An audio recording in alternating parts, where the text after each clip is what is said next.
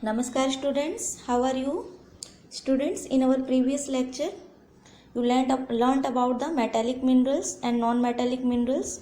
Okay, so what are the metallic minerals? Those minerals which have metallic properties are called metallic minerals, and examples are iron ore, copper, manganese, nickel, etc. And metallic minerals are also divided into ferrous metallic minerals and non-ferrous metallic minerals. So what is ferrous metallic minerals? ऐसे minerals जिनके अंदर rusting लग जाती है, like iron और manganese, tungsten, निकल, उन्हें हम फेरस मेटेलिक मिनरल्स कहते हैं. और ऐसे मिनरल्स जिनके अंदर रस्टिंग नहीं लगती, मीन्स गोल्ड, सिल्वर, कॉपर, ये सारे हमारे नॉन फेरस मिनरल्स हैं. And what is non metallic minerals? These minerals do not have metallic properties, means उनके अंदर कोई भी मेटेलिक प्रॉपर्टीज नहीं होती. अगर हम उन्हें हैमर से मारें तो वो टूट टूट कर बिखर जाएंगे. और सेकंड प्रॉपर्टी क्या है कि अगर हम इसे जला देते हैं, मेल्ट करते हैं, तो ये जलने के बाद पूरे तरीके से ख़त्म हो जाती है, वापस अपने जो फॉर्म था उसका, उस फॉर्म में नहीं आ सकती. तो इन्हें हम नॉन मेटेलिक मिनरल्स कहते हैं. Okay, and these are limestone, dolomite, mica, gypsum, etc. and coal, petroleum and natural gas are three important non-metallic minerals. और इन्हें हम एनर्जी मिनरल्स भी कहते हैं. क्यों? क्योंकि ये हमारे लिए एनर्जी प्रोड्यूस करते हैं. जब हम इन्हें जलाते हैं तो इनसे हमें एनर्जी मिलती है. ओके, जिससे हमारे मशीनरीज, हमारे व्हीकल्स, ये सारे मूव करते हैं, चलते हैं, और साथ ही साथ हमें हमारे लिए इलेक्ट्रिसिटी प्रोवाइड होती है. कोल से भी इलेक्ट्रिसिटी बनाने में हेल्प मिलती है. इसके बारे में आप अभी आगे पढ़ोगे. And these are also known as the fossil minerals. Okay, fossil minerals क्या होता है ये भी मैं आपको आगे समझाऊंगी. Okay, but now we have to read about the some important minerals. Okay, so here are some important minerals जो हमारे लिए बहुत ही ज़्यादा यूज़फुल हैं और हमारे डे टू डे की जो रेगुलर चीज़ें हैं इनमें ये यूज़ होती हैं. ओके, तो सबसे पहले हम क्या पढ़ेंगे? Iron ore. So iron ore is the most important and basic minerals. अब बच्चों देखो, जो आयरन ओर है वो हमारा सबसे बेसिक मिनरल है और बहुत इम्पॉर्टेंट है. ऐसा क्यों? Because it is the backbone of our industries. Backbone of our industry means कि जैसे हम ह्यूमन बॉडी होती है और बैकबोन बहुत इंपॉर्टेंट होती है, जिसके ऊपर हमारा पूरा बॉडी वेट और हर चीज़ वर्क करता है. और हम ऐसा आपने सुना भी होगा कि अगर बैकबोन टूट जाती है तो इंसान पूरी तरीके से खड़ा नहीं हो पाता. तो इसी तरीके से जो हमारा इंडस्ट्री है, हमारी जो इंडस्ट्रीज़ है, उसकी आयरन और बैकबोन है. मीन्स इसके बिना हमारे इंडस्ट्रीज़ में काम ही नहीं हो सकता. क्यों? क्योंकि जितनी भी हमारी बड़ी मशीनरीज़ हैं, टूल्स, बड़े से लेकर छोटे तक के जो टूल्स हैं, वो मोस्ट ऑफ 99% आयरन के ही बने हुए होते हैं. ओके, और आयरन ओर के बिना हमारी इंडस्ट्रीज़ वर्क नहीं कर सकती, इसलिए इसे बैकबोन ऑफ आवर इंडस्ट्री भी कहा जाता है. And it is found in the Chota Nagpur plateau. और जो आयरन ओर है बच्चों, वो मोस्ट ऑफ हमें अर्थ के किस जगह से, यानी कि अगर हम इंडिया में रहते हैं तो इंडिया में हमें आयरन ओर मोस्ट ऑफ कहाँ मिलता है? ये छोटा नागपुर प्लेट्यू में मिलता है. When you will read about the plateau region, अभी आप आगे पढ़ोगे प्लेट्यू रीजन के बारे में इन अवर टर्म 2. तो प्लेट्यू रीजन में आप छोटा नागपुर रीजन पढ़ो, छोटा नागपुर का जो छोटा नागपुर प्लेट्यू जो है उसके बारे में भी पढ़ोगे.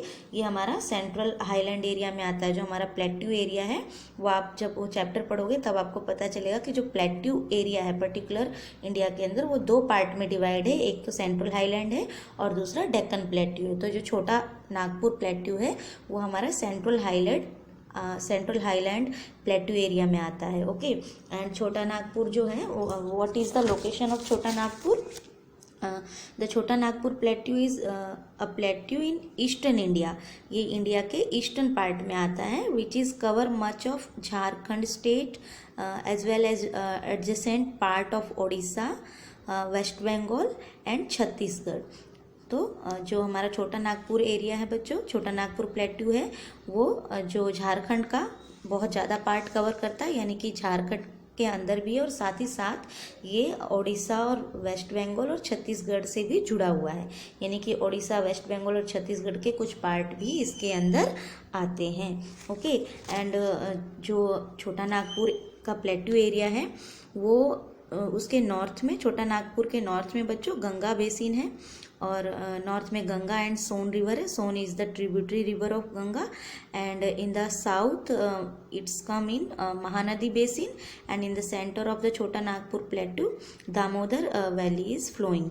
और जो हमारा ये छोटा नागपुर है बच्चों, इसे क्या कहा जाता है? It is also known as the store house of minerals resources such as mica. अब यहाँ पर सिर्फ आयरन ओर ही नहीं मिलता, हमारे दूसरे मिनरल्स भी मिलते हैं, like mica, bauxite, copper, limestone.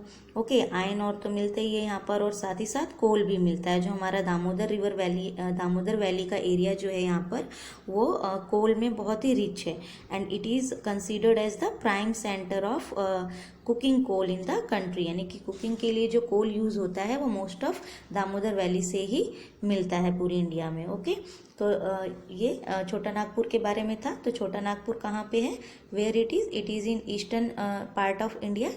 Okay, and it covered the most of part of Jharkhand and adjacent part of Odisha, West Bengal and Chhattisgarh. And Chota Nagpur Plateau is also known as the storehouse of minerals resources. Okay, और ये जो manganese है, ये अब हम manganese के बारे में पढ़ेंगे. तो manganese it is used in the manufacturing of steel. आपने स्टील के यूटेंसिल्स देखे होंगे घर में, तो जो मैग्नीज है स्टील का यूटेंसिल्स बनाने में यूज़ होता है. And Odisha is the largest producer of steel. Okay, और जो ओडिशा है, Odisha is the largest producer of manganese.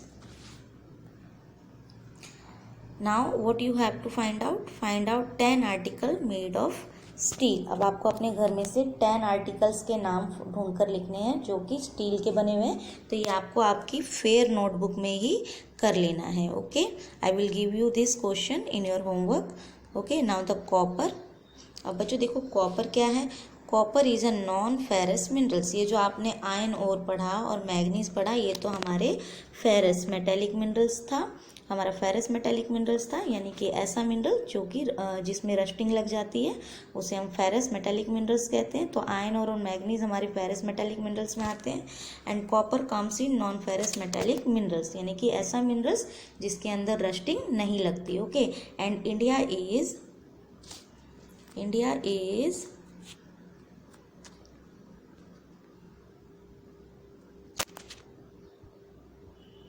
India is short in copper. India is short in copper का क्या मतलब है बच्चों? कि इंडिया के अंदर दूसरे मिनरल्स के अकॉर्डिंग जो कॉपर मिनरल है वो बहुत कम है. Okay, so it is and how is copper क्या है?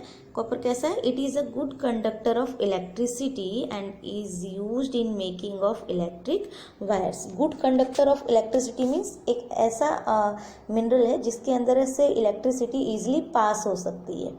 ओके, तो इसलिए इसे जो हमारे इलेक्ट्रिक वायर्स हैं उसमें बहुत ज़्यादा यूज़ किया जाता है. आपने देखा भी होगा घर में कभी पेरेंट्स को काम करते हुए या टूटा फूटा इलेक्ट्रिक वायर्स देखा होगा, उसके अंदर कॉपर रहता है. Okay, and the Khetri mines are the famous copper mines of India. और इंडिया के अंदर जो सबसे ज़्यादा कॉपर मिलता है वो खेतरी माइन में से मिलता है, और ये इंडिया के अंदर बहुत ही फेमस है. And what is the location of Khetri mines student? Khetri mines comes in Rajasthan states and district is Jhunjhunu. Okay, which state? Rajasthan, and district is Jhunjhunu. Okay, now Khetri is situated at the foothills of Aravalli range. अब जो Aravalli range है वो आपने पहले पढ़ा है, मैंने आपको बताया है. और नहीं तो ये हमारा जो प्लेट्यू रीजन और ये आपने जो थार डेजर्ट पढ़ा था उसके अंदर अरावली रेंज मैंने आपको पढ़ाया था. तो अरावली रेंज के फुट हिल्स मीन्स जो अरावली रेंज जहाँ पर एंड हो रही है, ये वाला एरिया, वहाँ पर पाया जाता है foot hills of Aravalli range. Okay, and ये क्या करता है? It hosts copper mineralisation giving rise to 80 kilometre long metallogenetic province from Singhana in the north. ये जो हमारा खेतरी माइंस है उसके नॉर्थ में सिंघना एक ऐसा एरिया है जहाँ पर 80 किलोमीटर की दूर में ये एरिया पूरा मेटेलिक मिनरल से भरा हुआ है. ओके। एंड नॉर्थ में तो इसके कौन सा प्लेस है, Singhana. And in the north of in the south of Khetri mines there is a Rangnathgarh. Okay, south में इसके एक इम्पॉर्टेंट प्लेस है रंगनाथगढ़, एंड नॉर्थ में Singhana, properly known as Khetri copper belt. जो सिंघना और रंगनाथगढ़ है इन्हें खेतरी कॉपर बेल्ट भी कहा जाता है। खेतरी कॉपर बेल्ट मीन्स कि एक ऐसा प्लेस, ऐसा पर्टिकुलर एरिया जहाँ पर हमें सिर्फ कॉपर मिलता है। Okay, and Khetri mines comes in Khetri Nagar and is under the control of Hindustan Copper Limited। and Hindustan Copper Limited एक कैसी इंडस्ट्री है, एक प्राइवेट सेक्टर इंडस्ट्रीज है। प्राइवेट यानी जिस पर गवर्नमेंट का कंट्रोल होता है, नॉट पब्लिक सेंटर जिस पर कि गवर्नमेंट का होल्ड होता है, नॉट प्राइवेट। ये जो हिंदुस्तान कॉपर लिमिटेड है एक पब्लिक सेंटर है, प्राइवेट सेंटर नहीं है। प्राइवेट सेंटर या प्राइवेट सेक्टर किसे कहते हैं, जिस पर किसी एक पर्टिकुलर पर्सन का होल्ड होता है या फिर कुछ ग्रुप का होल्ड होता है, लेकिन जो पब्लिक सेक्टर है उस पर गवर्नमेंट का होल्ड होता है। ये मैंने आपको पहले भी समझाया था इंडस्ट्री वाले चैप्टर में। Okay, and now the bauxite. अब हमें क्या पढ़ना है, बॉक्साइट। अब बॉक्साइट क्या बच्चों, aluminium is obtained from it. Bauxite is a और मिनरल ओर जो हम अर्थ के अंदर से निकालते हैं, और इसके अंदर से जब हम बॉक्साइट को प्योर करते हैं तो हमें इसमें से एल्युमिनियम मिलता है। And Odisha is the largest producer of bauxite. अब find out one use of aluminium. अब जो बॉक्साइट से हमें एल्युमिनियम मिलता है उसके यूज़ बताने हैं। तो देखो, दो यूज़ मैं आपको बताती हूँ। एल्युमिनियम को कुछ मोटे वायर्स बनाने में भी यूज़ किया जाता था, और इसके यूटेंसिल्स भी बनते हैं। और अब आपको एक एक्स्ट्रा यूज़ आपके आसपास देखकर आपको फाइंड आउट करना है, इसका एक और एक्स्ट्रा यूज़ फाइंड आउट करना है। Okay, now the mica. Mica मैंने आपको पहले भी समझाया, we use an electric iron to iron our clothes. हम अपने क्लॉथ्स को आयन करने के लिए यानी प्रेस करने के लिए आयन, इलेक्ट्रिक आयन यानी कि बिजली वाली इस्त्री यूज़ करते हैं। The element of this electric iron which causes the iron heating up is made up of mica। अब इलेक्ट्रिक आयन में ऐसा एलिमेंट जो कि इसे गर्म करने में हेल्प करता है, जिसके कारण ये गर्म होता है और कपड़ों को प्रेस करता है, वो किससे बना होता है, मिका से बना होता है। And mica is a mineral made up of a series of plates. अब मिका एक ऐसा मिनरल है बच्चों जो प्लेट सीरीज से बना हुआ है, यानी कि इसके अंदर लेयर होती है, बहुत सारी लेयर्स होती है। आप इन्हें ऐसे करके उखाड़ोगे तो लेयर्स में ये मिका उखड़ के आएगी। और mica founds in different colour. Okay, mica can be clear black, red, yellow और ब्राउन और silver. Okay, it is used in the electric and electronic industries. Mica को इलेक्ट्रिक और इलेक्ट्रॉनिक इंडस्ट्रीज में यूज़ किया जाता है। And mica deposits are found in the Chota Nagpur plateau. Okay, and Rajasthan में भी बहुत सारे एरिया ऐसे हैं जहाँ पर हमें मिका मिलता है, और छोटा नागपुर में भी मिलता है। ये मैंने अभी आपको समझाया कि छोटा नागपुर में आयन और के अलावा भी दूसरे हमारे जो मिनरल रिसोर्स है उसके अंदर मिका भी है। Okay, now the limestone. अब बच्चों देखो, लाइमस्टोन क्या है। Limestone is the basic raw material for the cement industry. अब बच्चों जो हमारे सीमेंट बनते हैं, जिन्हें यूज़ करके हम अपनी बिल्डिंग्स बनाते हैं, जो कि हमारे ब्लॉक्स को होल्ड करते हैं सीमेंट, तो उस इंडस्ट्री में लाइमस्टोन बेसिक रॉ मटेरियल है। इसके बिना, लाइमस्टोन को मिक्स किए बिना हम जो हमारा सीमेंट है वो बन ही नहीं सकता है। सीमेंट बनाने के लिए जो बेसिक रॉ मटेरियल है वो लाइमस्टोन है, जो हमें चाहिए। ओके, अब आपके बुक में क्वेश्चन है, find out name of 2 varieties of cement. अब बच्चों आपने देखो ऐड में भी देखा होगा, तरह तरीके के सीमेंट की वेराइटीज़ के बारे में बताया जाता है। तो you have to write here 2 types of variety of cement. If you will not able to find it, I will give the right answer in the last of video when we will do the activity of different types of minerals। मैं आपको दिखाऊंगी कि different types के minerals कौन कौन से हैं। Okay, उसके अंदर मैं आपको ये भी बताऊंगी कि जो हमारे 2 टाइप्स की वेराइटीज़ हैं सीमेंट की वो कौन कौन सी है। Okay student, in our next video student we will read about the energy resources और fuel minerals means coal, petroleum और नेचुरल गैस के बारे में पढ़ेंगे। ओके, तो अभी आपको ये सारा रिवाइज करना है student. This chapter is very important for you. ये आपके 10th स्टैंडर्ड तक तो कंपलसरी आपके एसएस में भी आने वाला है और साथ ही साथ साइंस में भी आने वाला है। तो ये आपको बहुत अच्छे से पढ़ना है, कोई भी कंफ्यूजन माइंड में नहीं रखना है। Okay student, now take care, bye.